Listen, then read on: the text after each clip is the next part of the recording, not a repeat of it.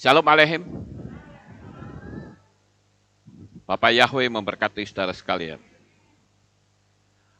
Malam ini saya akan menyampaikan satu materi yang agak ringan, saudara-saudara.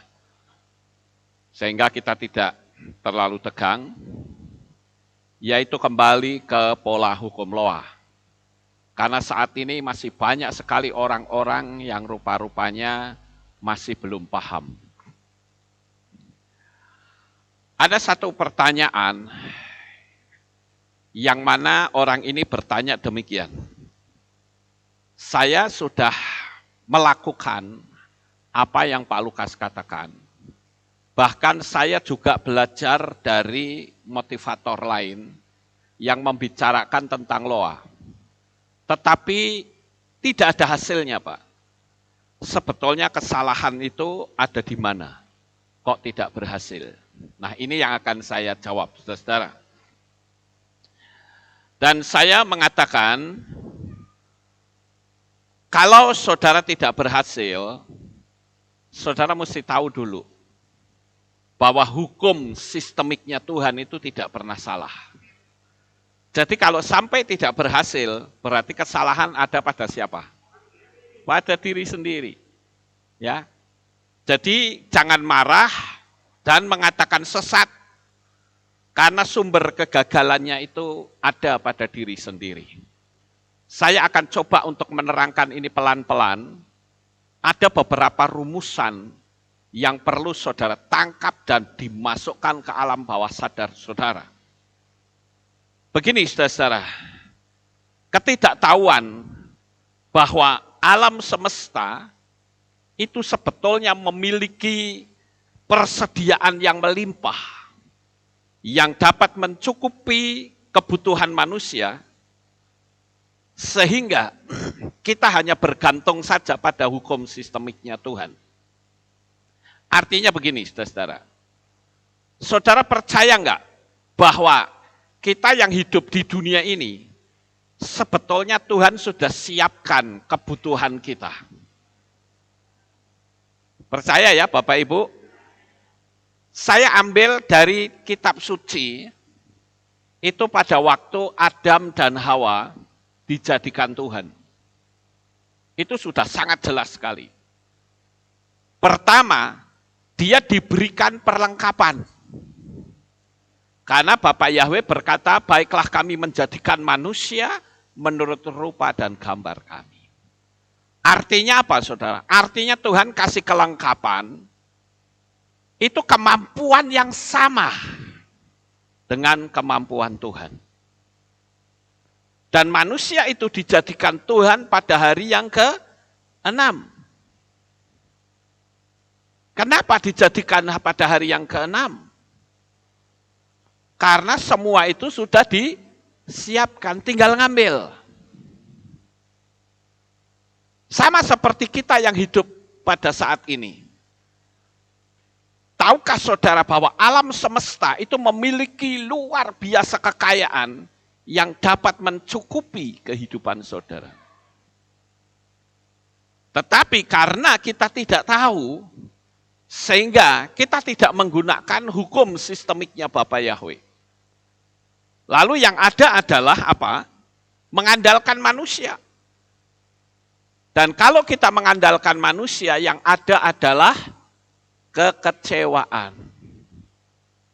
Kalau sudah kecewa, ujung-ujungnya menghujat Tuhan.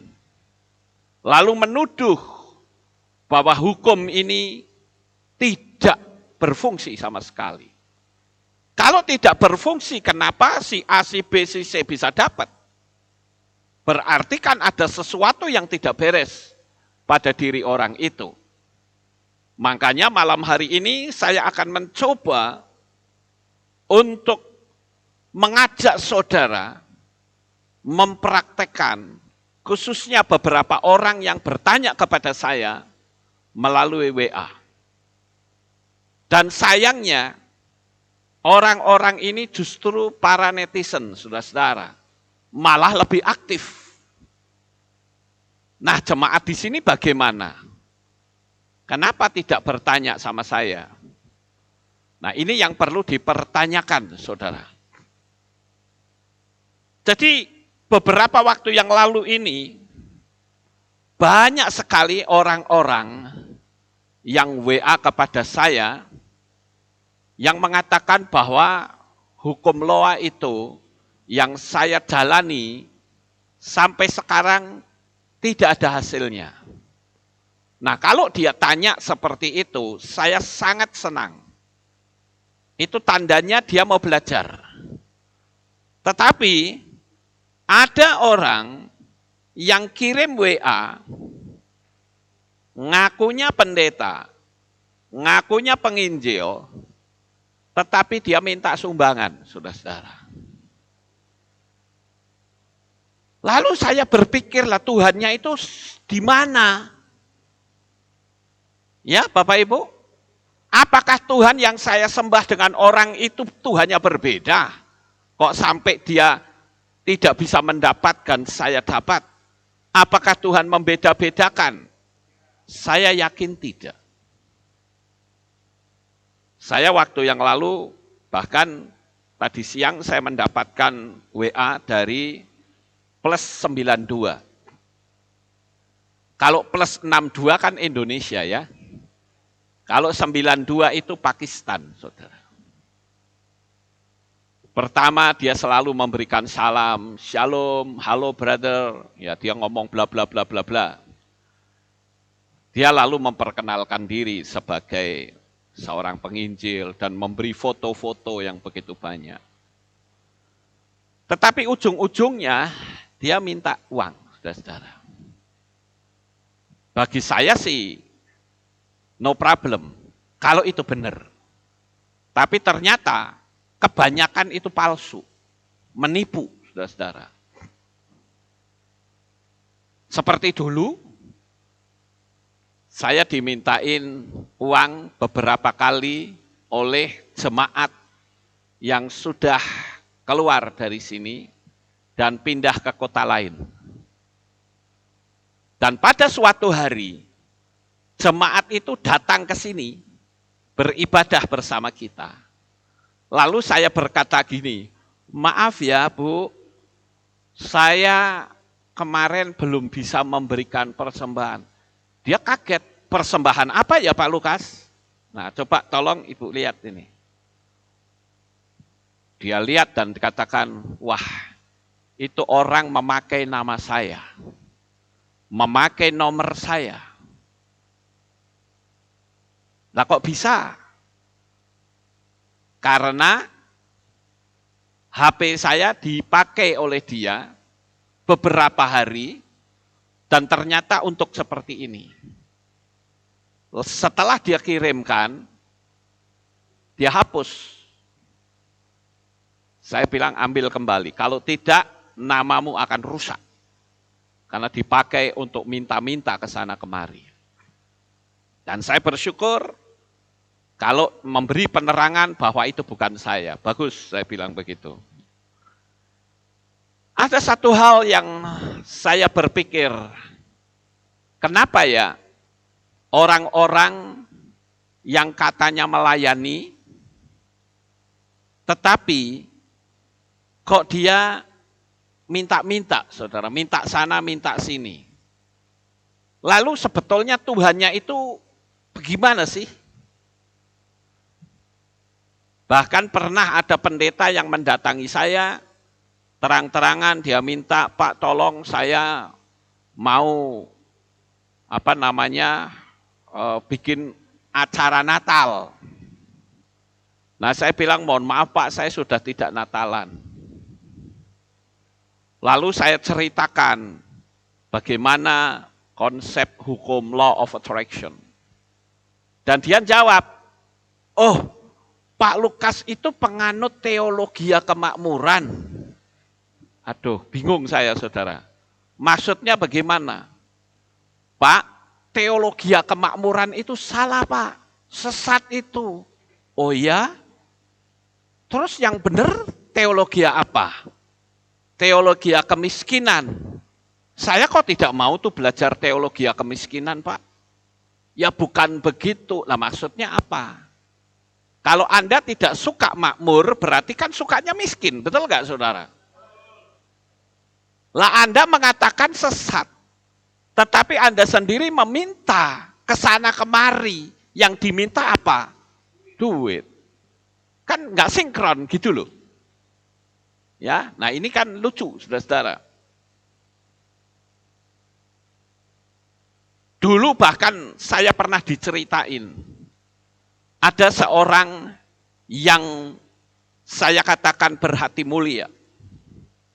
Dia ini banyak memberi sumbangan ke panti asuhan dan lansia di salah satu kota. Dia sudah memberi sumbangan rutin terus, saudara. Pada suatu hari dia ingin tahu yang dia sumbang itu bagaimana kondisinya. Orang ini sendiri yang cerita sama saya. Betapa terkejut luar biasa saya. Ketika saya melihat tempatnya, Pak, kotor, nggak terawat. Orang-orangnya juga makannya tidak terjamin. Mereka hidup sengsara. Padahal saya memberikan sumbangan besar duitnya. Dan yang terjadi, ternyata uang itu untuk bancaan, saudara. Pengurusnya beli mobil dan sebagainya. Orangnya diterlantarkan. Sehingga sejak saat itu dia menarik diri untuk tidak memberikan sumbangan itu lagi. Saudaraku yang terkasih, itu sebabnya saya katakan, kami punya rumah bahagia, tetapi kami tidak mau dan tidak pernah mau untuk meminta sumbangan sana sini. Karena saya percaya bahwa Tuhan yang saya sembah adalah Tuhan yang Maha Kuasa. Dan saya pun percaya bahwa alam semesta itu sudah menyediakan persediaan yang melimpah untuk rumah bahagia. Jadi kalau memang Tuhan mau pakai si A, si B, si C, nggak perlu saya minta-minta. Dia digerakkan hatinya oleh Bapak Yahweh untuk memberikan pertolongan. Bisa nggak? Sangat bisa sekali, saudara.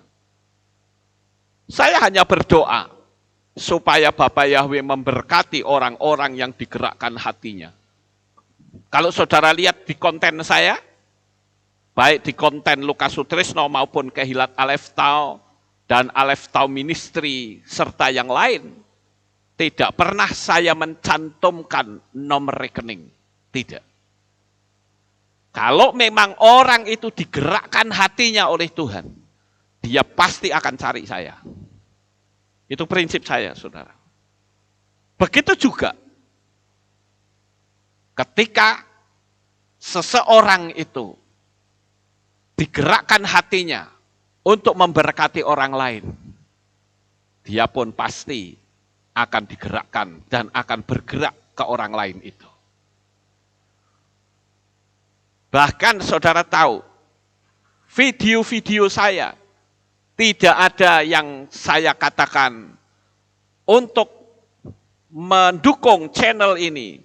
Silahkan subscribe, like, dan share, serta komen. Saya nggak akan kasih seperti itu. Biarkan secara natural, secara alamiah. Kalau saya mengajarkan banyak hal, dan Tuhan ingin bawa orang itu, dia pasti akan ketemu saya. Seperti barusan saya dapat telepon. Orang ini menelpon saya 6 kali, saudara. Memang sengaja tidak saya angkat. Kenapa tidak saya angkat? Karena selama beberapa waktu ini saya diteleponi debt collector. Disuruh bayar utang yang tidak pernah saya utang. Dan disuruh nagihkan utang. Wah, apik ya saudara. Itu secara hukum etika itu sudah tidak baik sama sekali. Dan saya mohon maaf bagi Bapak Ibu Saudara yang pernah nelpon saya dan langsung saya biarkan, kemudian saya blokir. Saya mohon maaf karena saya tidak melihat saudara itu siapa. Jadi sebaiknya kalau mau telepon saya tulis saja, Pak tolong diangkat begitu. Tapi tadi ketika saya ditelepon sampai 6 kali, saya lihat, wah teleponnya kok ada fotonya. Berarti ini orang benar, sehingga saya angkat. Terjadilah dialog. Dan akhirnya dia mengatakan bahwa saya mau baptis pembaharuan. Untung saya angkat, saudara. Kalau tidak, orang itu pasti kecewa dengan saya. Tadi saya dinasehati oleh istri saya, katakan, sebaiknya kalau ada telepon diangkat. Saya bilang, oke, mulai hari ini semua telepon akan saya angkat. Dan kalau ada orang yang seperti itu dari debt collector lagi, langsung saya akan tutup. Karena saya tidak ingin sebetulnya mendengar kata-kata yang berenergi negatif. Karena itu merugikan untuk saya. Jadi sekali lagi saya mohon maaf kepada Bapak Ibu Saudara yang pernah menelpon saya dan nomornya saya blokir. Karena saya dicecar dengan banyak sekali telepon, saudara.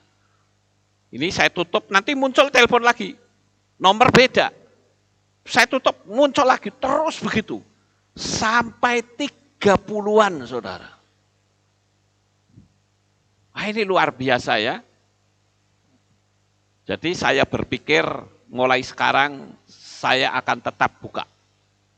Dan kalau ada debt collector, saya akan ngomong, saya tidak akan melayani Anda.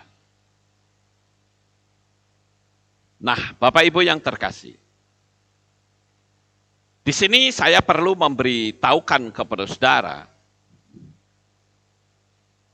materi ini akan menjawab pertanyaan-pertanyaan dari pelaku hukum loa yang gagal dalam melakukannya. Kenapa? Jadi sekali lagi, saya akan tunjukkan beberapa rumus yang saudara harus selalu ingat di dalam pikiran dan hati saudara. Yang pertama adalah, alam semesta itu memiliki banyak persediaan kekayaan yang dibutuhkan manusia, apapun agamanya. Karena hukum loa itu adalah hukum sistemiknya Bapa Yahweh untuk umat manusia. Apakah manusia itu menghujat dia, tidak percaya kepadanya, atau orang yang mengasihinya? Diberikan yang sama, seperti sinar matahari. Sinar matahari itu diberikan kepada orang yang percaya kepada Bapa Yahweh, maupun kepada orang yang menghujat namanya, bahkan orang yang anti Tuhan sekalipun. Itu adalah wujud dari kasih Tuhan secara universal. Sampai di sini bisa dipahami, saudara? Nah, ini rumus yang pertama. Bahwa semua itu sudah disediakan. Jadi jangan khawatir, perbendaharaan saudara itu ada di dunia yang tidak nampak. Itu rumus yang pertama mesti diketahui. Dia bisa mencukupi karena yang namanya Tuhan itu sudah mempersiapkan. Sama seperti Bapak Yahweh mempersiapkan segala sesuatu yang dibutuhkan Adam di Taman Eden. Tetapi sayang sekali campur tangan dari si nahas atau si ular yang membuat Adam dan Hawa tersingkir keluar dari Taman Eden. Akibatnya, dia tidak bisa menikmati apa yang sudah disiapkan oleh Bapa Yahweh. Sama seperti kita saat ini. Berapa banyak kita yang ternyata kita keluar dari hukum sistemiknya Tuhan. Sehingga kita tidak bisa meraih apa yang seharusnya kita dapatkan. Padahal Tuhan siapkan hukum sistemiknya ini. Karena Tuhan sudah beri kemampuan kita. Makanya manusia itu diciptakan sama seperti Tuhan, saudara. Dan yang kedua, rumus ini berulang kali saya ucapkan untuk saudara selalu ingat. Yaitu alam semesta itu cerdas dan tunduk pada ucapan kita. Sekali lagi, alam semesta itu cerdas dan tunduk. Tunduk pada ucapan kita, artinya kalau kita berkata negatif, alam semesta juga akan setuju, saudara. Kalau saudara berkata, sial, ya ini kemarin ada orang yang WA sama saya. Bagaimana Pak, saya sering dibully sehingga saya menganggap hidup saya itu sial. Sehingga saya ingin pindah ke luar negeri. Saya tanya, Anda mau pindah kemana Pak? Emangnya pakai tanda bilangan binatang itu sampai mau keluar negeri? Apakah di Indonesia tidak cukup Tuhan itu memberkati? Ya habis gimana Pak? Apa yang saya lakukan sial? Jadi apa? Saya ini manusia sial. Dan saya menjawab, betul, Anda manusia sial. Mau berubah? Mau, ubah dulu ucapanmu. Kalau Anda berbicara, aku hidup diberkati, alam semesta juga akan berkata, ya, kamu orang yang diberkati. Kamu cantik, kamu indah, alam semesta juga akan berkata, ya. Tapi berapa banyak orang ketika dia ngaca, waduh, sini kok sudah pada pating kirut ya. Waduh, hidung saya kok tidak seperti si A atau si B. Sehingga yang dicacat diri sendiri, alam semesta juga akan berkata, iya. Ini konsep ini mesti saudara ketahui. Kalau saudara berkata, aku kuat, aku sehat, aku bahagia, aku diberkati, alam semesta juga akan berkata, iya.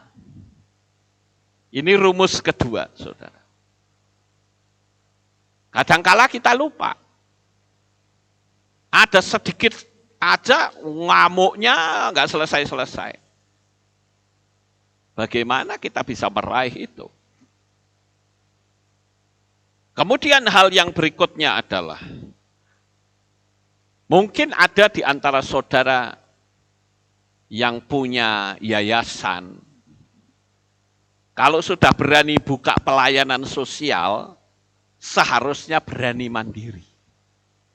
Bukan meminta-minta sana-sini. Tapi percaya bahwa kebaikan itu pasti akan mendapatkan imbalannya. Kalau saudara melakukan kebaikan, kira-kira Tuhan kasih imbalan enggak? Kasih. Lah kalau Tuhan mau kasih, ngapain saudara minta-minta, kan begitu? Ya kan? Jadi kita mesti jelas, saudara. Tadi istri saya memberitahukan bahwa ada salah satu yayasan, saya tidak perlu sebutkan, dia meminta ke istri saya. Saya katakan kasih tahu aja, lawang saya saja punya yayasan kok, yang juga membutuhkan dana kok. Kamu minta saya, kan lucu. Ya Bapak Ibu. Dan saya katakan kalau Anda sudah berani bikin yayasan, bikin kegiatan sosial, ya harus berani keluar dana. Jangan minta sana, minta sini, lalu jadi Robin Hood, bukan begitu. Ya, kita harus yakin, kalau kita mau melakukan kebaikan, Bapak Yahweh pasti membalas kok. Makanya saya perlu memberitahu seperti ini berkenaan dengan kenapa sih kok hukum Loa itu tidak bekerja? Saya bilang bekerja, kitanya yang keliru. Yang harus diperbaiki.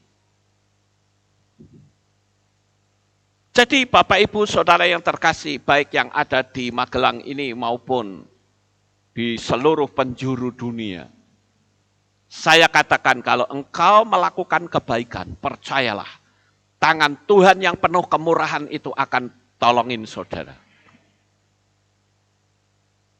Nggak perlu saudara minta sana, minta sini. Saya yakin seperti saya dulu punya visi impian untuk punya rumah bahagia dan sekarang sudah diwujudkan oleh Bapak Yahweh.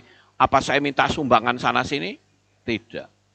Dan saya yakin kalau saya bisa berbuat baik, Bapak Yahweh bisa pakai siapa saja untuk memberkati keluarga rumah bahagia.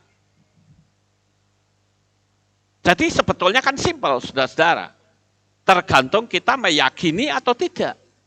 Bahwa ada Tuhan yang maha kuasa yang memberikan pertolongan kepada kita. Yang berikutnya, ini saya kasih kunci-kunci dulu ya. Yang berikutnya adalah ingatlah bahwa alam semesta itu ada apa dalam bahasa Jawa itu laden, saudara. Pelayan-pelayan yang akan melayani kita. Siapakah mereka? Para malaikat. Saya percaya di tempat ini pun banyak malaikat. Amin. Cuman tidak kelihatan. Gitu loh. Makanya saya katakan kita mesti berhati-hati dalam bertindak, melangkah. Karena ada malaikat di sini. Dimanapun saudara berada pun ada banyak malaikat. Yang siap melayani kita. Nah, Bapak Ibu yang terkasih, rupa-rupanya dari hasil apa yang saya ajarkan tentang hukum Loa adalah hukum sistemiknya Bapak Yahweh. Itu ada kelompok yang menanggapi hukum Loa. Kelompok pertama adalah kelompok yang tidak percaya. Bukan saja tidak percaya, tapi menghina. Dia berpikir, karena dia nggak suka sama saya. Jadi apapun yang saya ajarkan, ya nggak suka gitu loh. Dia nggak tahu bahwa apa yang saya ajarkan ini juga ada banyak orang yang sama mengajarkan. Tapi karena dia nggak suka sama saya, sehingga kata-katanya nggak enak. Dia nggak tahu kalau dia sebetulnya sedang menyinggung orang lain juga. Cuman sayangnya kan saya nggak pernah ngelayanin. Biarkan saja. Lawang tingkat pengetahuannya cuman segitu kok kita layani. Ya saya hanya berkata ya mohon maaf. Kalau saya katakan nggak level, saudara-saudara. Ngapain kita pusing, ya kan? Ya. Itu yang pertama. Menolak dan melecehkan. Yang kedua adalah orang yang bingung dan kecewa. Dia nggak ngapa-ngapain, bingung dan kecewa. Faktanya nggak bisa, selesai. Dan ada kelompok yang ketiga ini, yang saya katakan orang yang seperti ini adalah orang yang akan maju. Dia nggak mendapatkan, nggak bisa, tetapi mau tanya, mau bertanya. Nah itu yang akan mendapatkan apa yang dia tidak pahami. Dan kelompok yang berikutnya adalah kelompok yang memahami, mempraktekkan, dan berhasil. Dan doa saya, kelompok yang terakhir itu adalah saudara semua. Termasuk Bapak Ibu sekalian yang nonton video saya pada malam hari ini. Nah, Bapak Ibu yang terkasih, kalau begitu sebetulnya kesalahan itu adanya di mana? Sekali lagi saya katakan kesalahan itu ada pada diri kita. Lalu salahnya itu yang macam apa? Saya menemukan cukup luar biasa banyak, saudara. Tapi coba kita akan selidiki satu persatu. Apakah ada di antara kita yang ada dalam poin-poin yang saya sebut ini? Yang pertama adalah pikiran kita masih berada di dunia logika.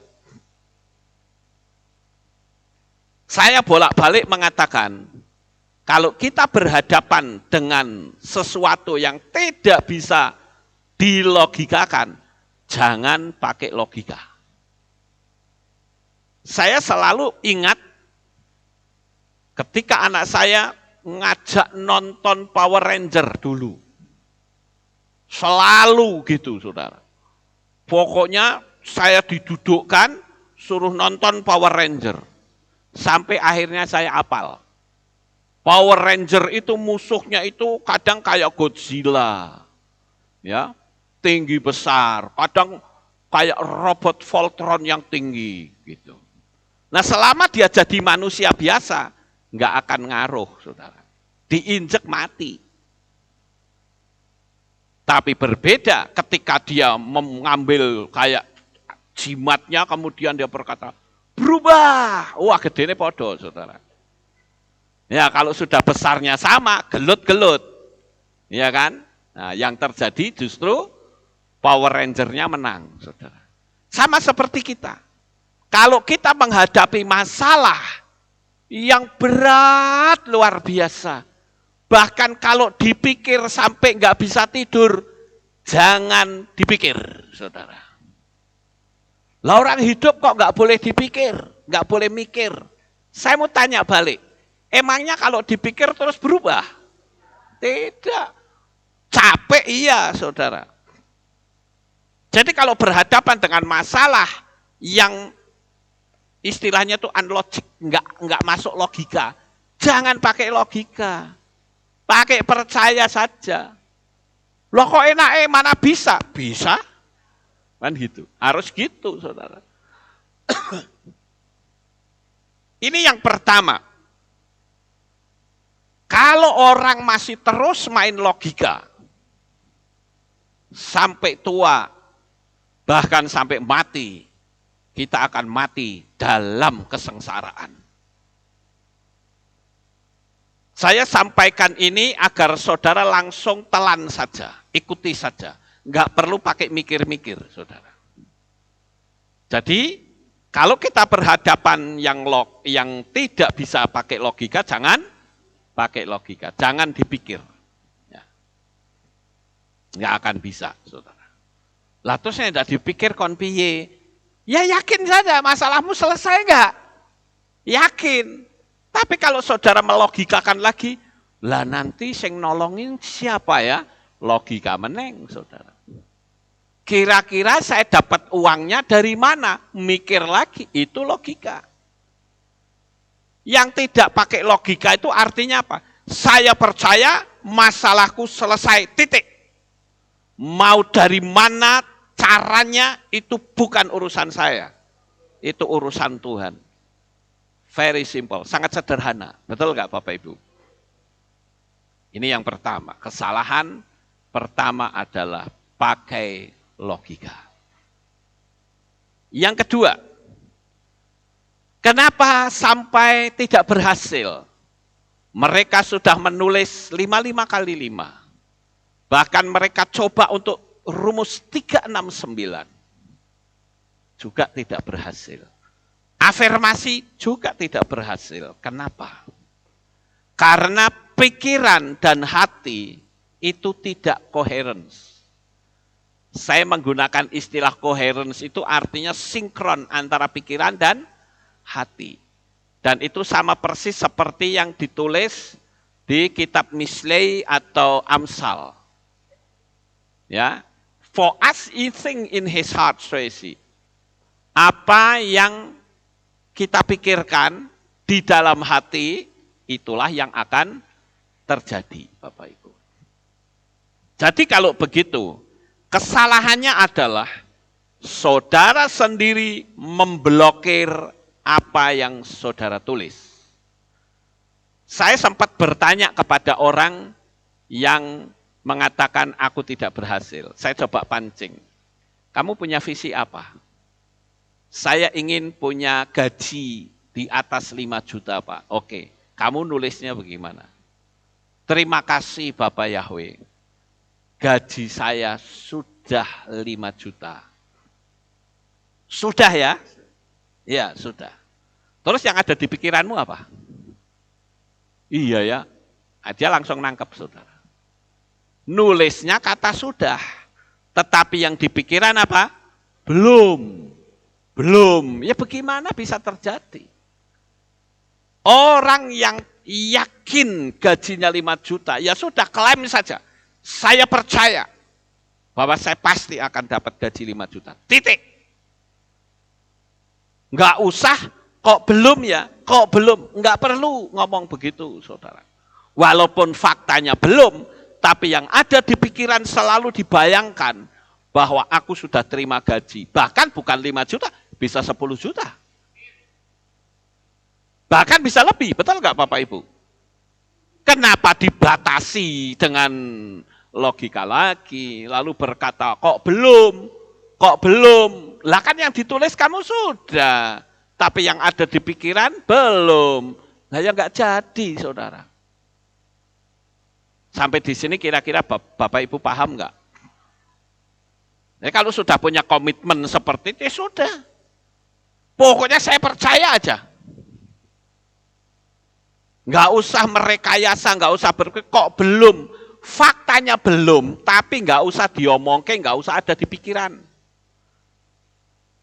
Makanya saya sering mengatakan ketika Indonesia mendapatkan serangan dari Belanda, pejuang ketemu pejuang ngomongnya apa? Merdeka. Apakah sudah merdeka? Belum. Lalu merdeka, saya belum. Jangan. Apakah begitu? Tidak. Yakin saja. Bahkan diteguhkan. Amin. Atau dijawab merdeka. Merdeka benar enggak? Merdeka. Kenapa? Karena kita harus melewati lorong waktu, saudara. Ini adalah kesalahan yang kedua. Sekarang yang ketiga. Yaitu mental block yang dipicu oleh lingkungan yang sulit. Bukankah ada firman Tuhan yang berkata, sekalipun 1.000 orang rebah di sisi kirimu dan 10.000 di sisi kananmu, namun hal itu tidak akan menimpa engkau. Tetapi yang kita lihat 1.000 orang rebah, 10.000 orang rebah, lalu hati kecilnya ngomong, kapan ya kira-kira giliran saya? Alam semesta akan berkata, tunggu, jangan khawatir, nanti kamu dapat gilirannya. Paham Bapak Ibu? Ini yang mesti kita tahu, saudara-saudara. Jadi yang penting ya, jangan melihat ini itu. Lingkungan tidak boleh dilihat. Pokoknya visiku ini ya sudah. Nggak usah kita pusing dengan kondisi keadaan. Saya mau tanya. Kira-kira kondisi seperti sekarang nih, ada nggak orang yang hidupnya makin diberkati? Ada, bahkan saya nyebut banyak. Ya. Dan yang banyak itu siapa? Saudara semua. Dan saudara yang ada di rumah. Haleluya. Harus berpikir begitu, saudara. Saudara mau pakai metode apapun, kalau konsep ini saudara tidak berubah, nggak akan ada hasilnya. Kemudian yang berikutnya, saudara itu berpikir atas ketidakmampuan diri. Visinya gede, tapi saudara kekunci dengan ketidakmampuan diri. Kenapa? Saudara bilang, ya aku kan sekolahnya rendah, aku kan orangnya sudah tua, aku kan tidak punya pengalaman. Dunia alam roh itu enggak peduli Bapak Ibu. Sekalipun anak muda, kalau Anda berpikir begitu enggak akan dapat apa-apa. Jadi jangan mengkotakkan kemahakuasaan Tuhan dibandingkan dengan ketidakmampuan saudara. Memang kita tidak mampu, tapi jangan saudara fokus lalu berkata, aku enggak mampu, mana bisa, mustahil, tak mungkin. Alam semesta akan kembali berkata, ya memang kamu tidak akan bisa. Jadi jangan ngukur ketidakmampuan saudara. Sekalipun memang saudara tidak mampu, tapi Tuhan kita, Bapa Yahweh yang punya sistemik yang hebat, Dia sanggup untuk memberkati sesuai dengan apa yang saudara pikirkan. Sampai hari ini ternyata kalau saya katakan, hukum Loa itu masih menarik banyak orang, saudara. Karena memang sekarang itu kita hidup dalam dunia yang penuh dengan kesulitan. Tetapi sistemiknya Bapa Yahweh tidak bisa dihambat oleh kesulitan sebesar apapun di dunia ini. Karena Tuhan berkata, aku memberkati engkau. Kalau Tuhan katakan memberkati engkau, ya sampai dunia kiamat. Ya, itu pengertian saya seperti itu, saudara.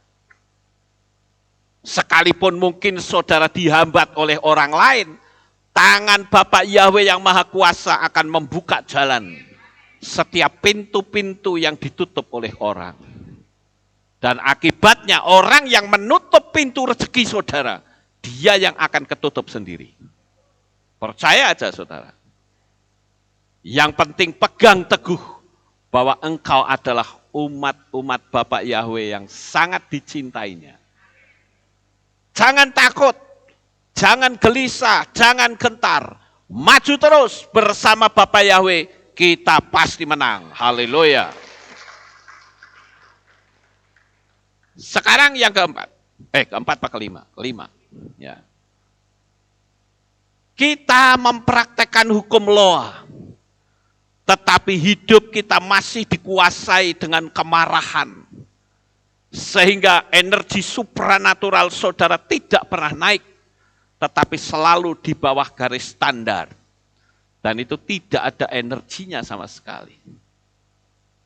Kemarin atau waktu yang lalu saya sudah kasih bagian, bukan? Kasih bagian. Oh yang paling tinggi ini, ya semakin turun. Kemarahan itu ada di bawah garis standar.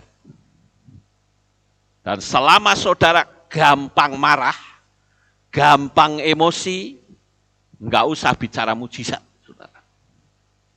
Anda akan kecewa sendiri. Ayo buat pertanyaan, saya ini orangnya emosian, gampang ngamuk, gampang marah atau tidak? Lawang Yesus saja mengatakan kalau kamu marah, jangan sampai matahari terbenam, belum padam amarahmu. Artinya orang marah boleh atau tidak? Boleh, tapi ada batasnya. Sampai matahari terbenam. Begitu matahari terbenam masih marah lagi, selesai sudah. Harusnya nih, begitu saudara marah langsung, aduh aku salah ini. Langsung diperbaiki, aduh saya minta maaf ya, tadi ada kata-kata yang tidak nyaman untuk kamu, mohon maaf. Selesai saudara, alam rohnya di-cancel. Tapi kalau tidak grundel terus di hati, bededek, waduh, bagaimana saudara bisa dapat mujizat? Saudara saja kalau makan nasi bededek enak enggak? Enggak enak kan? Alam roh itu juga begitu, saudara. Sekarang yang keenam. Yang keenam yaitu adanya pertentangan antara pikiran bawah sadar dan pikiran sadar. Karena berpikir bahwa uang adalah sumber bencana, kekayaan itu akan menyengsarakanmu. Ada orang yang berpendapat bahwa uang adalah sumber bencana. Ayo saudara lihat di mana-mana. Kejahatan itu selalu berujung kepada keuangan. Saya justru mengatakan banyaknya kejahatan itu karena di situ banyak kemiskinan. Kalau orang kaya nggak pusing dengan orang lain, saudara. Lawang aku sudah kaya kok pusing amat dengan orang lain. Tapi kalau orang miskin dia usil pasti. Jadi kalau saudara yang tukang usil, Anda miskin berarti. Betul? Ayo, siapa yang suka usil di sini? Mulutnya usil, tangannya juga usil, saudara. Ini yang berbahaya sekali. Saking usilnya pamer di medsos. Jelek-jelekin orang. Namanya ditulis terang-terangan. Anda bermental miskin. Dan bahayanya saudara, kalau orang itu ngerti dan balikkan ucapanmu, bahaya. Saudara mengucapkan kata-kata buruk dan orang itu ngerti, ucapan buruk itu dikembalikan akan kena pada diri saudara masing-masing. Jadi sekarang mesti berhati-hati. Enggak usah sesumbar di medsos. Menyerang orang. Kalau enggak nyerang orang, nyerang diri sendiri. Galau tingkat dewa. Saya sampai hari ini kok enggak ngerti tuh. Galau tingkat dewa ki sing kaya apa ora ngerti aku, saudara. Enggak ngerti saya itu. Galaunya itu macam apa gitu loh. Nek saya nganjurkan kalau saudara galau, gerujuk pakai air dingin saudara. Benar, gerujuk pakai air dingin. Nanti kan mak biak gitu. Kan saya sudah ajarkan beberapa waktu yang lalu, betul nggak? Ajarkan. Orang galau itu pasti jalannya nunduk gini. Sekarang coba degek. Galaumu akan hilang, saudara. Buktikan, orang kalau sedih, nggak ada orang sedih jalan kayak gini. Mesti gini. Orang marah juga begitu. Kalau saya lihat Cyril, kalau marah, begitu, banyak. Langsung gitu, saudara. Langsung wajahnya ditekuk, sama seperti kitab suci mengatakan. Ya. Kenapa wajahmu jatuh, kan gitu. Ketika si siapa? Kain dan Habil. Gitu. Kenapa kamu marah dan wajahmu jatuh? Kan gitu. Makanya kalau sudah ada perasaan gak nyaman, degek begini.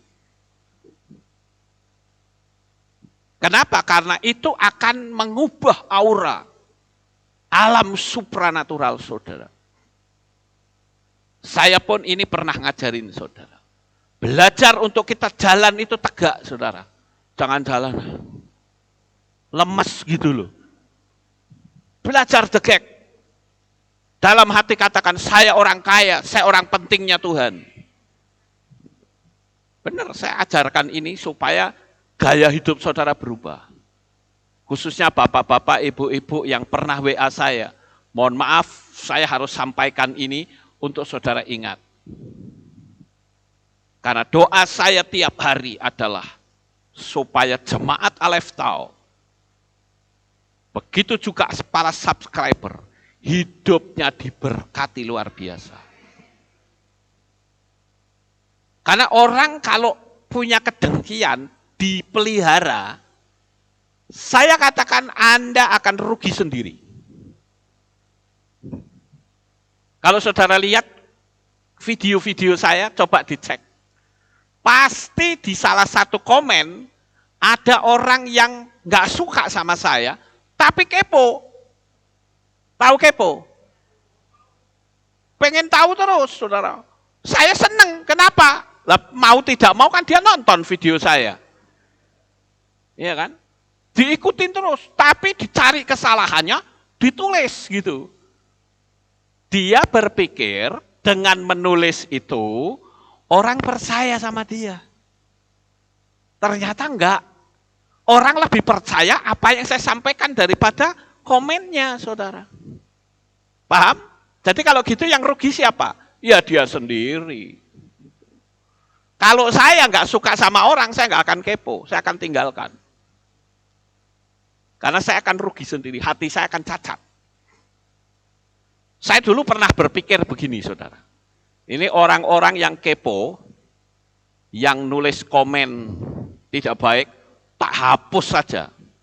Tapi suwe-suwe kesel aku, saudara. Capek saya ngapusin orang. Ya. Padahal menghapus saja saya bisa capek loh. Apalagi yang nulis, di mana-mana ditulis, di komen terus. Capek loh dia, betul nggak saudara? Kasihan juga sih sebetulnya. Jadi ya, Ya bagi saudara yang tukang kepo dan mengkritik terus, silahkan Anda tak kasih kebebasan. Ya, bebas sepuasnya. Bahkan tulis yang panjang. Ya, saya nggak akan hapus. Ya, biarin.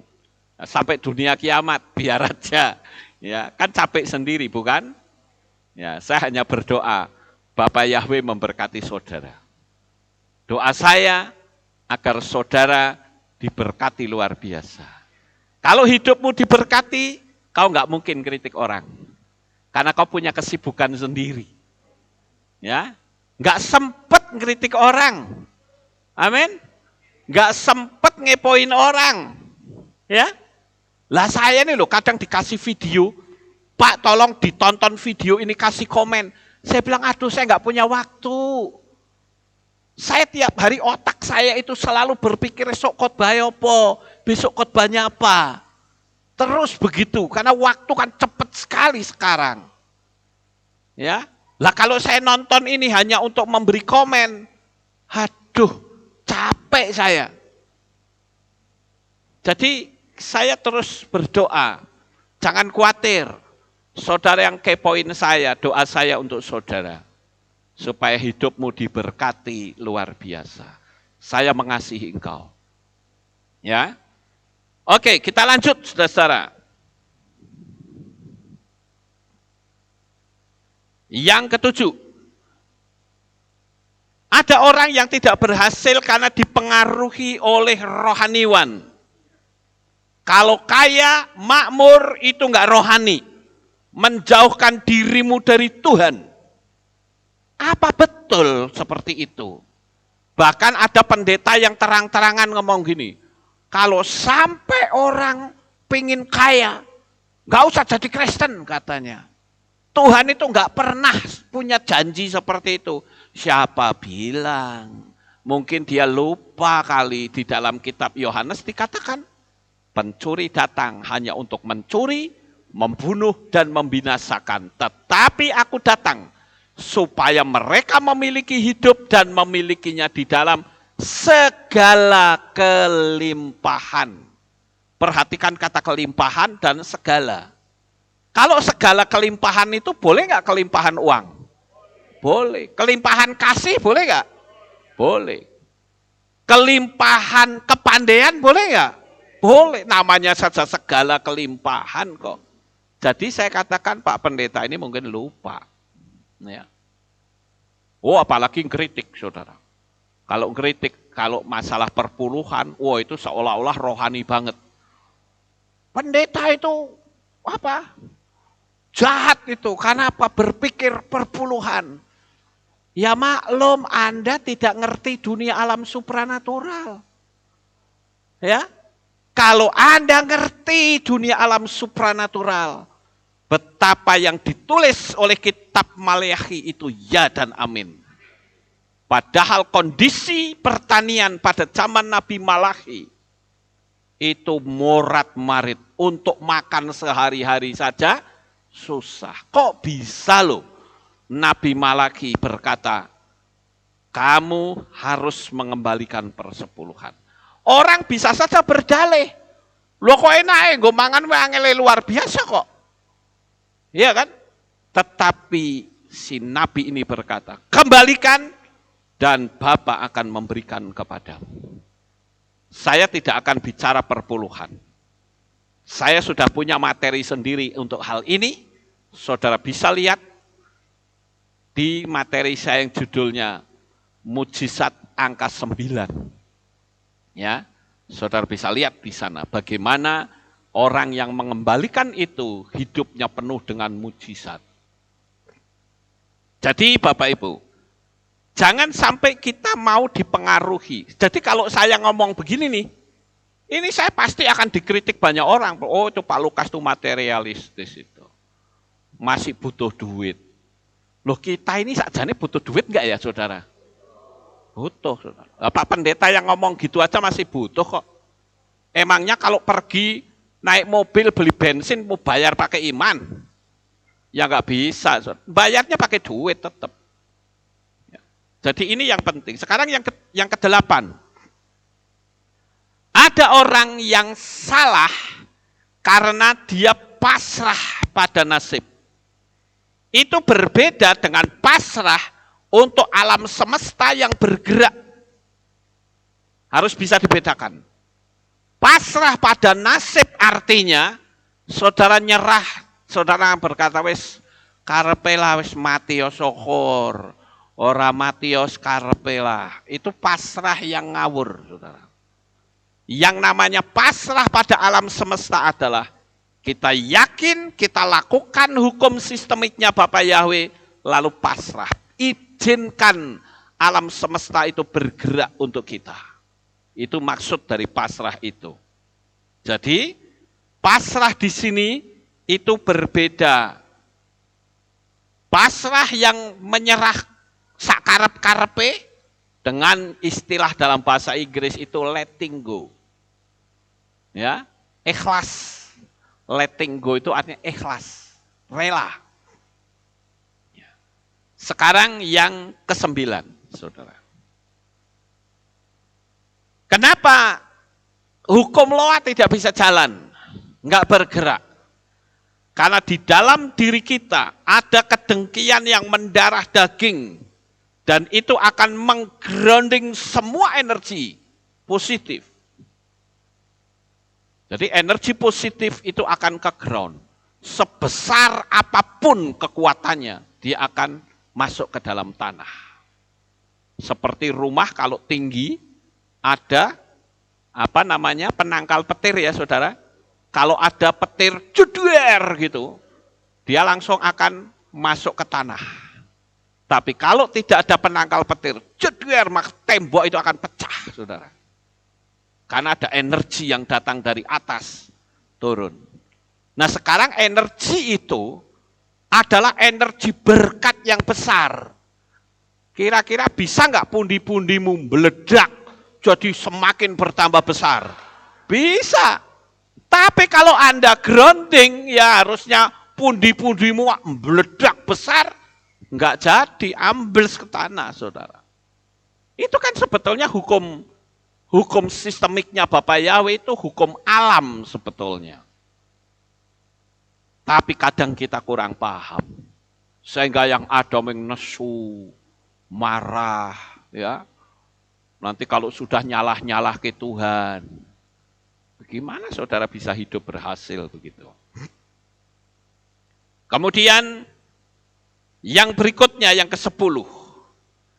Seringnya mengucapkan hal-hal yang merusak alam roh, sekalipun itu hanya bercanda. Nah ini saya kasih tahu ya Bapak Ibu, saya sering lihat di Facebook, itu kalau ada orang misalnya panen jagung atau panen wortel, itu pasti ada yang komen bilang gini, bagi dong, ya Bapak Ibu, itu guyon dan itu tidak salah. Tetapi secara alam semesta itu salah. Bagi dong berarti alam semesta akan membaca Anda orang miskin.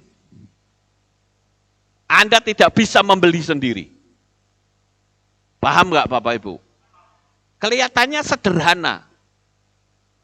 Apalagi guyon. Apa yang diguyoni itu bisa jadi loh. Nggak usah jauh-jauh lah. Seperti anak muda dipacok-pacok ke itu kan guyonan. Apa itu pacok-pacok ke? Diwadani. Apa? Dijodoh-jodoh ke. Ya. Lah nanti jadi beneran. Padahal mula pertamanya cuma guyon, saudara. Tapi apa yang terucap di hati, di mulut akan terjadi. Saudara tahu, saya ke Israel itu sampai 6 kali loh. Gara-garanya apa? Kita cuma ngomong-ngomong di meja makan. Saya pernah ke Israel pertama waktu itu, saya sudah malas ke Israel. Ngapain ke Israel? Nggak ada pemandangan indah kok. Isini meng puing-puing tok gitu. Tapi waktu itu saya sedang ngobrol-ngobrol. Terus saat mencatat gini, wes nek papi ra gelem, tinggal we. Ya, berangkat sendiri. Terus saya berpikir, aku tak ikut ah. Dan ternyata apa yang diucapkan hanya di meja makan, terjadi nggak? Terjadi, saudara.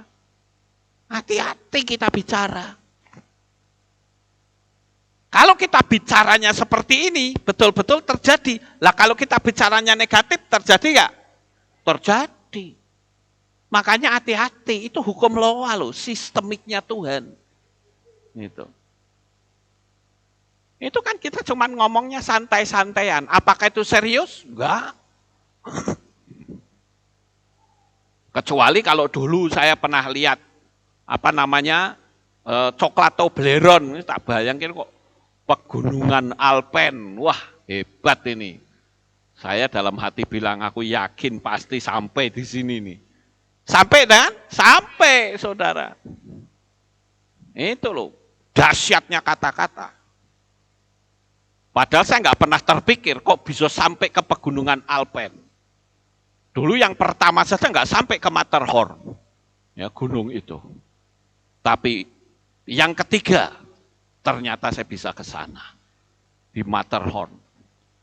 Turun dari kereta saja, wes dinginnya saya lihat sudah 1 derajat Celcius. Tapi yang penting apa yang saya pikirkan dan saya ucapkan terjadi, saudara-saudara. Perkara nantinya caranya bagaimana, bukan urusan kita. Paham Bapak Ibu?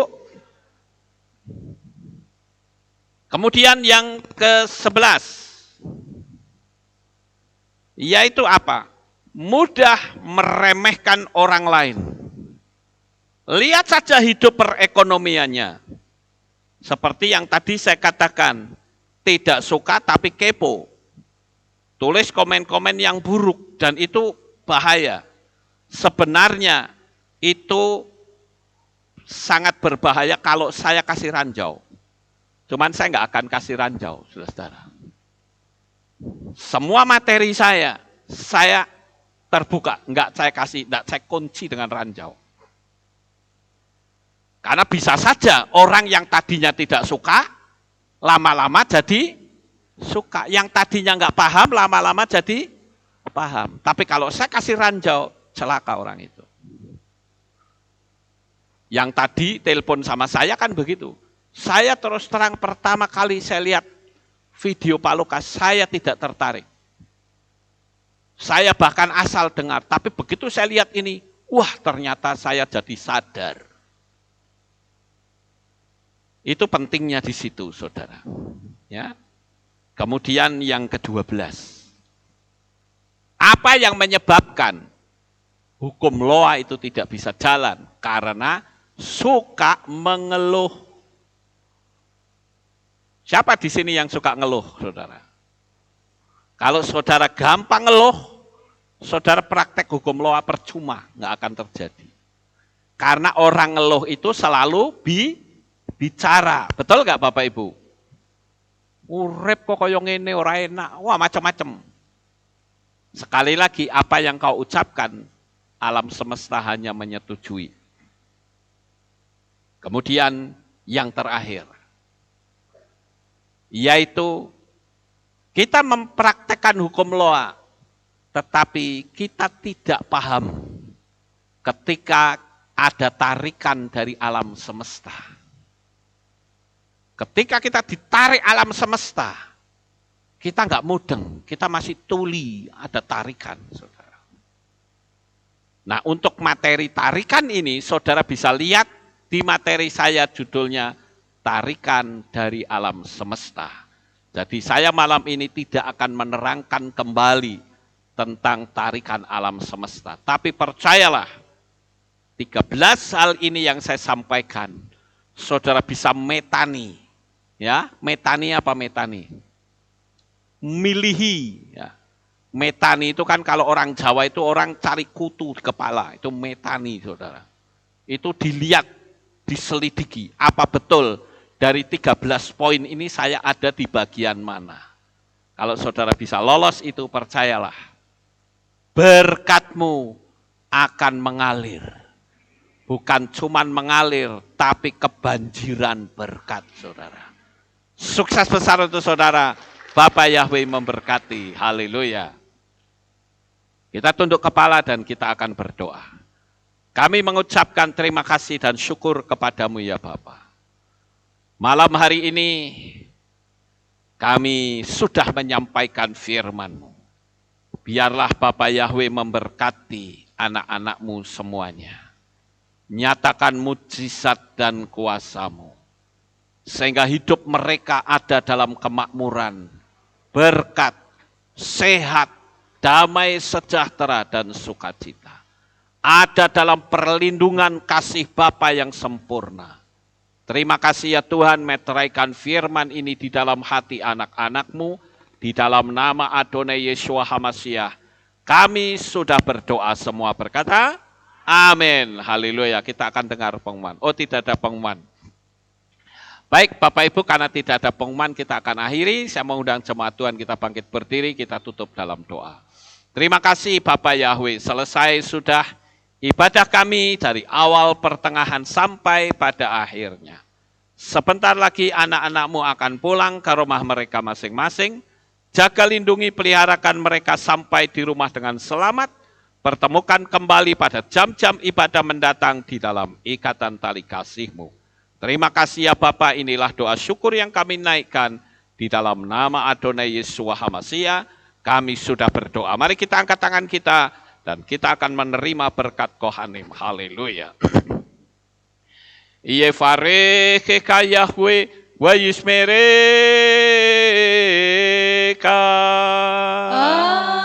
Amin.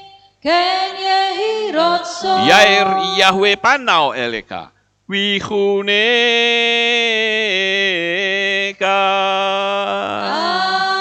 Amin. Ken yehi rotso. Isa Yahweh panau eleka. Wayashem lecha. Shalom. Amin. Ken yehi rotso. Baruk atapair ufaruk atapasadeh. Engkau akan diberkati di kota dan kau akan diberkati di ladang. Amin. Amin. Baruk peripit nih. Kau friatmat kau frifahim teka shekar ala peka wa esterot soneka. Diberkatilah buah kandunganmu, diberkati hasil bumimu, diberkati hasil ternakmu, anak-anak lembumu dan anak-anak domba. Amin. Baruk tanah kau misyarteka, diberkatilah bakulmu dan tempat Adonai. Amin. Baruk ata boboy, kau faruk ata betseteka, dan kau akan diberkati pada waktu engkau masuk, dan engkau akan diberkati pada waktu engkau keluar. Amin. Baruk ata Yahweh Elohenu melek haolam, besem Yeshua HaMashiach Ruach HaKodes kile olam faed. Kami sudah berdoa dan mengucap syukur. Haleluya. Amin.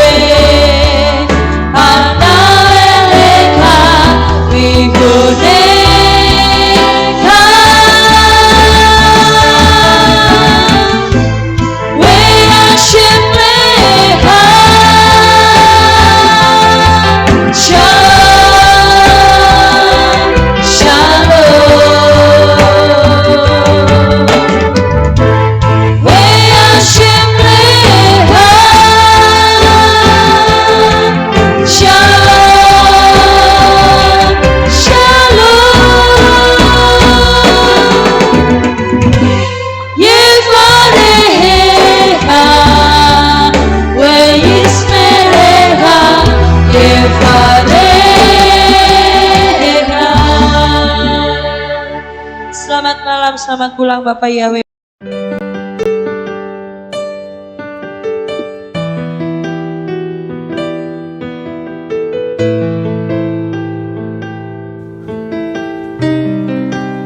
Segala pujian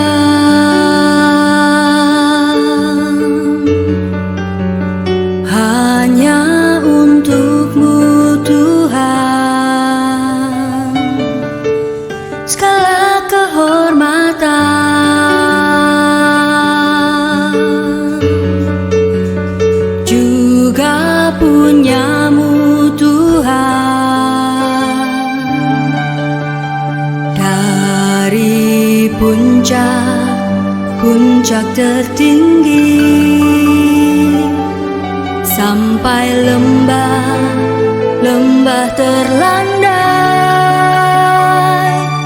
semua karya kasih cintamu, sujud menyembah Sang Maha Pencipta.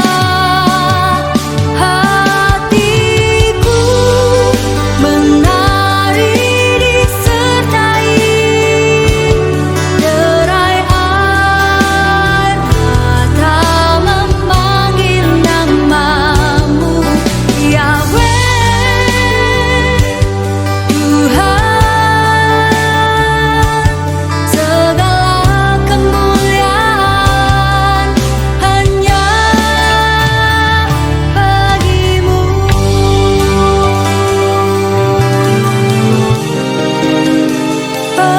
Engkaulah sumber segala pengharapan, mendengar, memulihkan hati yang luluh, menyembuhkan juga menghibur. Engkau lara menjadi bahagia, agar semua diberkatinya. Sebab kita kesayang